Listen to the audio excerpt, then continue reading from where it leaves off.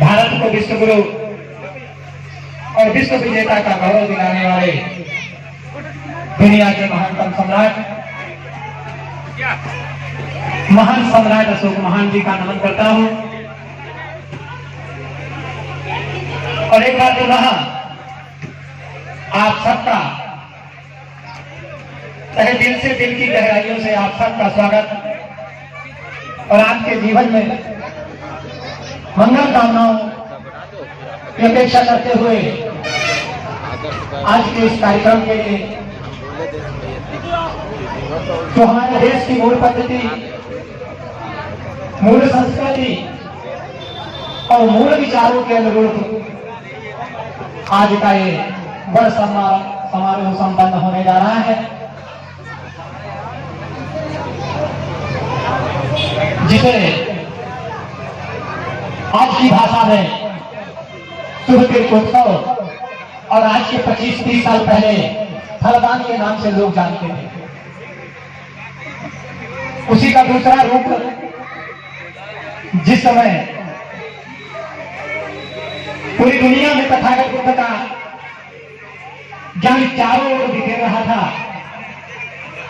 उस समय इस परंपरा को वर सम्मान समारोह के नाम से जाना जाता था।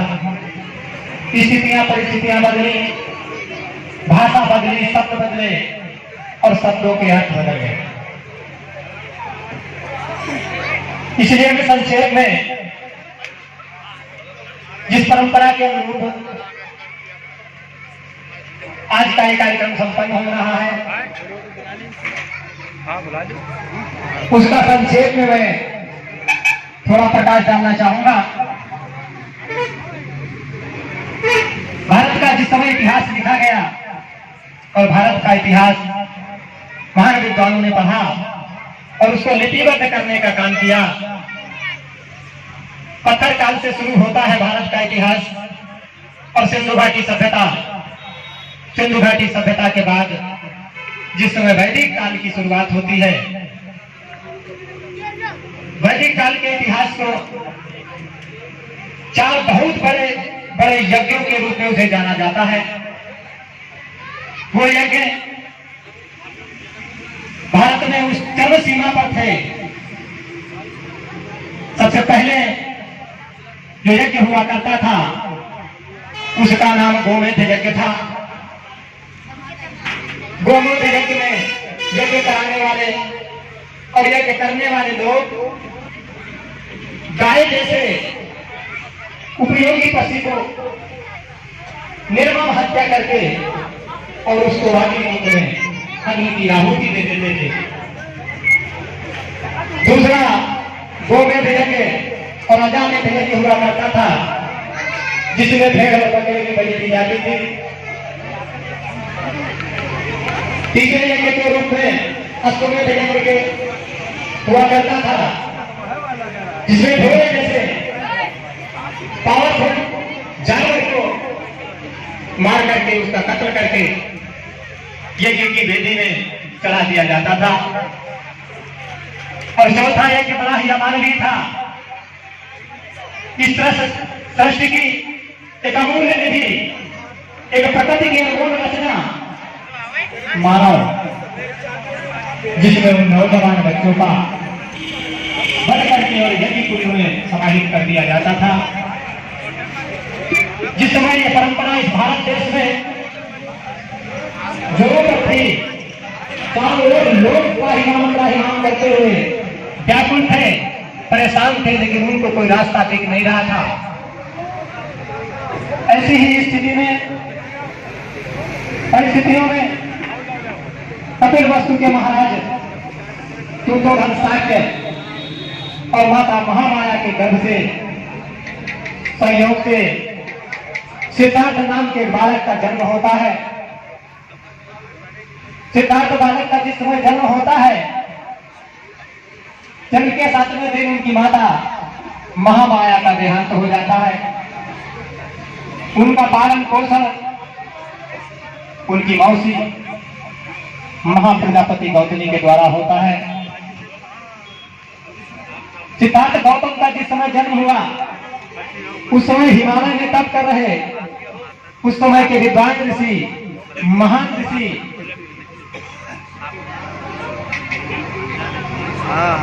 महाराजा शुद्धोधन शाक्य ने द्वारपालों को भेजा। असित मुनि को ससम्मान उन्हें महल में प्रवेश कराया जाए। प्रवेश करने के बाद उन्हें उचित आसन दिया गया। महाराजा शुद्धोधन शाक्य ने असित मुनि के आने का कारण पूछा। असित मुनि ने कहा कि राजन, आपके घर में जिस बालक ने जन्म लिया है वो एक अद्भुत बालक है और वो ऐसा धर्म चक्र परिवर्तन करेगा, सभी मानवों के हित में काम करेगा, एक समता समानता स्वतंत्रता का विचार इस धरती पर रखेगा, लाएगा, जिसका आज तक काम किसी ने नहीं किया। मैं उस बालक के दर्शन के लिए यहाँ पधारा हूं। आए हुए हैं। महाराजा शुद्धोधन शाक्य ने बड़ी विनम्रता से कहा कि ऋषिवर, आपको कुछ क्षण के लिए इंतजार करना होगा, बालक अभी अभी सोया है। असित मुनि ने कहा कि राजन, ऐसे बालक जो लोक कल्याण के लिए पैदा हुए हैं, मानव ही नहीं इस धरती के समस्त जीवों पर करुणा और मैत्री की भावना से पैदा हुए हैं, वो अधिक देर तक सोया नहीं करते। उसी क्षण सिद्धार्थ गौतम ने अपने जगने का संकेत दिया। दासी लेकर के सिद्धार्थ गौतम को जिस समय असित मुनि के सामने लाई, उस समय असित मुनि ने उस बालक को देख करके 5 बार परिक्रमा की और उसे पंचांग प्रणाम किया। पंचांग प्रणाम करने के बाद जैसे ही आसन पर बैठते हैं वैसे ही उनके आंखों से एक आंसुओं की धारा बह निकलती है। महाराजा शुद्धोधन शाक्य ने असित मुनि की आंखों से बहते हुए आंसुओं को देख करके बड़ा व्याकुल हुए चिंता व्यक्त की कि ऋषिवर, आपकी आंखों से आंसू देख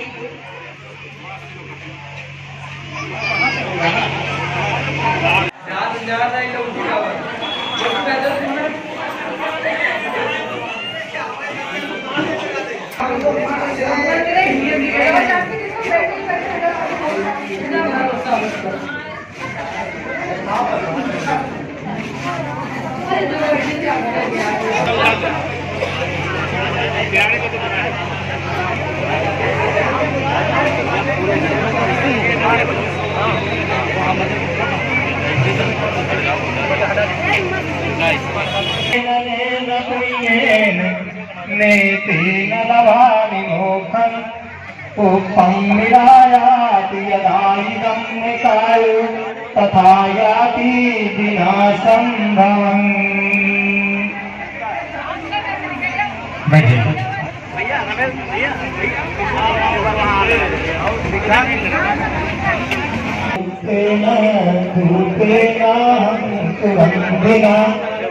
पूजये पूजयन्तं पूजाभाजनमुत्तमं सुगन्धिकाय वदनमनन्तगुणगन्धिना सुगन्धिनाहं गन्धेन पूजयामि तथागतम्।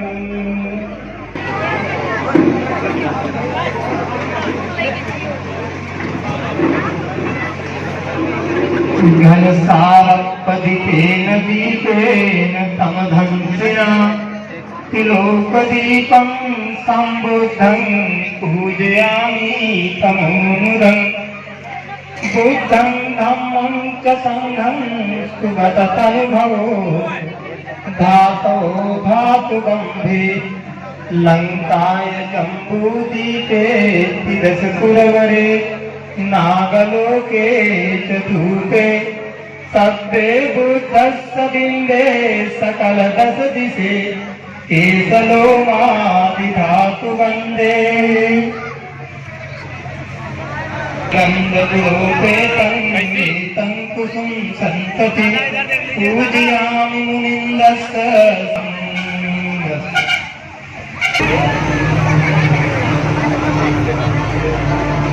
उधर से ले पीछे पीछे पीछे दादा इधर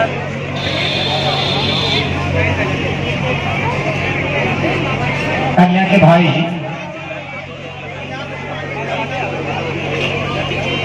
भाई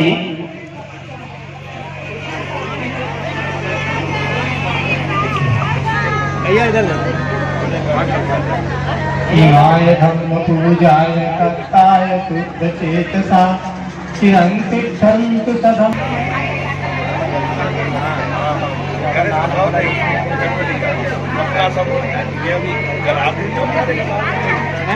बिटिया के पिताजी, आज तक हमने शिवालय और देवालय में पुष्प चढ़ाए हैं, वहां मस्तक झुकाया है, वहां परिक्रमाएं की है, वहां दंडवत की है, लेकिन कभी हमने और आपने अपने देश के राष्ट्रीय ध्वज, आज वो पहला मौका होगा जब हम और आप सब एक साथ अपने राष्ट्रीय ध्वज और वो महान सम्राट अशोक की लाड अपने देश का जो राष्ट्रीय चिन्ह है उसको पुष्प अर्पण करेंगे और मस्तक झुका करके अपने सर को झुका करके उसका नमन करेंगे। क्यों कि लोगों ने बातें तो बहुत की, प्रवचन बहुत हुए, लेकिन वास्तव में जो प्रवचन होने चाहिए थे, हमारे अंदर जो पैदा होना चाहिए था भारतीयता की भावना, राष्ट्रीयता की भावना, मानवता की भावना, वो हमारे और आपके अंदर पैदा नहीं हुआ, क्योंकि हमारे आपके अंदर वो दूषित विचार पैदा हुए जो एक संप्रदाय से ग्रसित है। क्योंकि किसी भी धर्म के आगे जहां ही कोई नाम जोड़ दिया जाता है वही धर्म दूषित हो जाता है। धर्म का एक ही स्वभाव है। ये कैंडल यहाँ पर भगवान तथागत बुद्ध के वो पंचशील का प्रतीक चल रहे हैं। अगर इसको आप किसी मंत्र का जाप करते हुए भी अगर इस पर हाथ रखेंगे तो भी जलेगा, और अगर मंत्र जाप नहीं करेंगे तो भी जलेगा, क्योंकि अग्नि का स्वभाव, अग्नि का धर्म है जलना और जलाना। धर्म एक ही है जो सबको समता, स्वतंत्रता, बंधुता और न्याय का संदेश देता हो। बाकी संप्रदाय जहाँ शुरू हो जाता है, धर्म के आगे भी जोड़ दिया जाता है, वही संप्रदाय बन जाता है, और संप्रदाय में उसकी विचारधारा, उसकी मान्यताएं, उसके रीति रिवाज लागू हो जाते हैं, और एक संप्रदाय का व्यक्ति दूसरे संप्रदाय के रीति रिवाज को फॉलो नहीं करता, उसकी मान्यता को फॉलो नहीं करता, उसकी विचारधारा को फॉलो नहीं करता।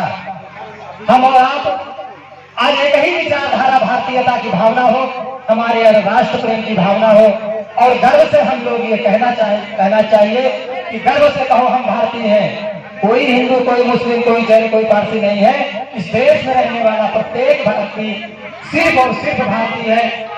इस भावना को अपने अंदर हृदयंगम करते हुए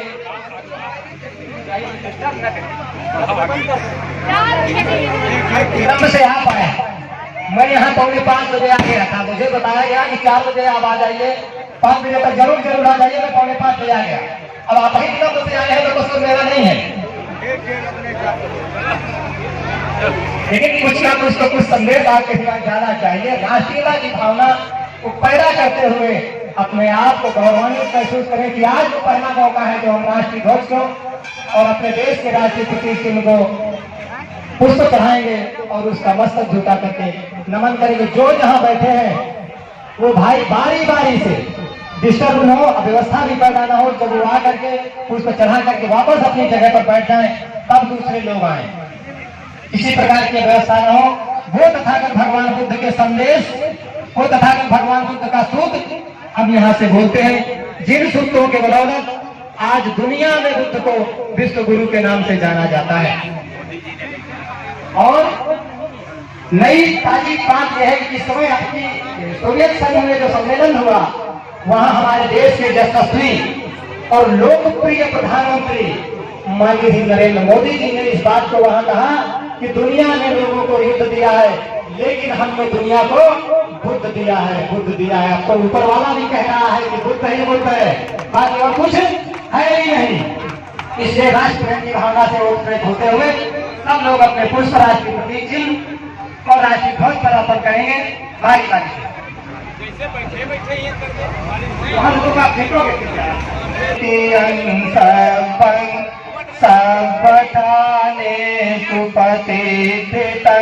शारीरिक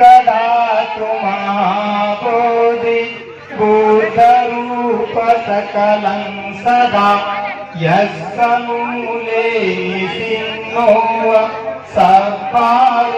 सपारिजयंगका पत्तु सभ्यजुतं सत्तातं वन्दे बोधिपादपम् इमे अहेते महाबोधि लोकनाथेन पूजिता अहं पिते नमस्यामि बोधिराजा नमस्तुते इमाय धम्मानुगं प्रतिपत्त्या बुद्धं पूजे इमाय धम्मानुगं प्रतिपत्त्या धम्मं पूजे इमाय धम्मानुगं प्रतिपत्त्या संघं पूजे अध्यायिमाय प्रतिपत्त्या जातिजराकर्मः परिमुदस्यामि इमिना पुण्यकम्बेन मामेधाय समागमो सतं समागमो